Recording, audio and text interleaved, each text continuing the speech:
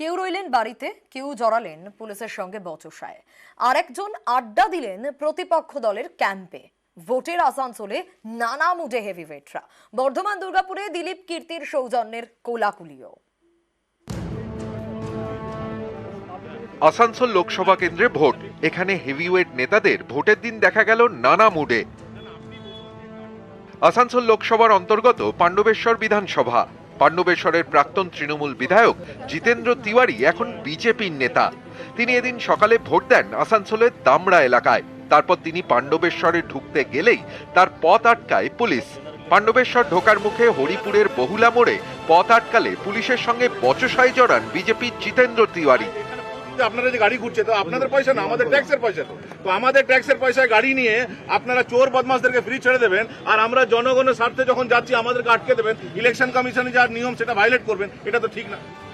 শেষ পর্যন্ত আসানসোলেই ফিরে আসতে হয় জিতেন্দ্র তিওয়ারিকে। মূল লক্ষ্য হলো যে আমাকে 4-5 ঘন্টা আটকে দিয়ে তৃণমূলকে সুবিধা পাইয়ে দেওয়া। তৃণমূল বিভিন্ন জায়গায় বুথ লুট করছে, আমাদের কর্মীদেরকে উঠিয়ে দিচ্ছে, ভোটারদেরকে প্রভাবিত করছে। সেখান থেকে যাতে গিয়ে আমি আটকাতে না পারি, সেটা গিয়ে যেন আপনাদের জনসম্মুখে না আনতে পারি, সেটাই মূল লক্ষ্য। আসানসোলের আরও এক হেভিওয়েট নেতা মলয় ঘটক, রাজ্যের আইনমন্ত্রী। কয়লা কেলেঙ্কারিতে তিনি অনেকদিন ধরেই কেন্দ্রীয় এজেন্সির আতশ কাচের তলায়। তার বাড়িতে তল্লাশি চালিয়েছে সিবিআই, একাধিকবার তলব করেছে ইডি। সেই মলয় ঘটক এদিন নিজের এলাকায় ভোট দিয়েই বাড়ি চলে যান। বাড়ি থেকেই খোঁজ খবর নিতে থাকেন ভোটের। মানুষের গণতান্ত্রিক অধিকার, সেই গণতান্ত্রিক অধিকার প্রয়োগ করতে এসেছিলাম, ভোট দিলাম এবং আমার মনে হয় যে শান্তিপূর্ণভাবে ভোট হবে।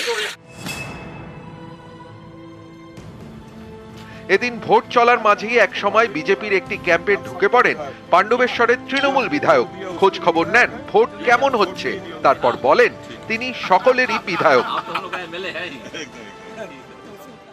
আমি যখন দলের প্রার্থী, তখন তৃণমূল কংগ্রেসের প্রার্থী, যখন বিধায়ক, তখন আমি গোটা পাণ্ডবেশ্বরের বিধায়ক। ওরা ডাকলো, দাদা পানি পিকে যাইয়ে গেলাম, মুখে চোখে জল নিলাম, জল খেলাম। ওরা চা খেতে বলছিল, আমি জিজ্ঞেস করলাম কোনো অসুবিধা আছে কিনা, বললো না। পোলিং এজেন্ট বসেছে, বলে হ্যাঁ। ভোট ঠিক করছে, বলে হ্যাঁ। আবার কি আসানসোলে এবার শত্রুঘ্ন সিনহা বনাম বিজেপির এসএস আলুওয়ালিয়া।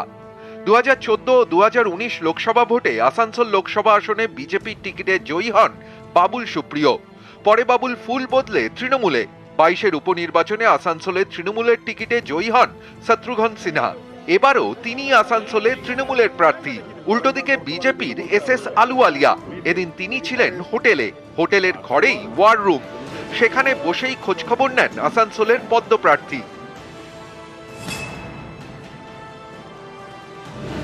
বর্ধমান দুর্গাপুর লোকসভা কেন্দ্রে বিজেপির দিলীপ ঘোষ বনাম তৃণমূলের কীর্তি আজাদ। নাম ঘোষণা হওয়ার পর থেকেই দুজনে একে অপরকে নিশানা করে বারবার সুর চড়িয়েছেন। আগে তো দেখে নিন কোথায় বর্ধমান, কোথায় ভাতার, কোথায় মন্তেশ্বর।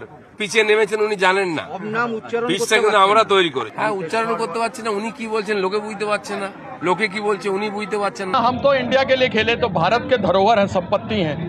हम बंगाल के लिए भी विश्व कप जीते 83 में। আমি বাংলা বুঝতে পারি, আমি বাংলা বলতে পারি, ঠিক আছে। ভোটের দিন অবশ্য দেখা গেল অন্য ছবি। মন্তেশ্বরে একে অপরের সঙ্গে দেখা হতেই হ্যান্ডশেক, কোলাকুলি। নিউজ 18 বাংলা।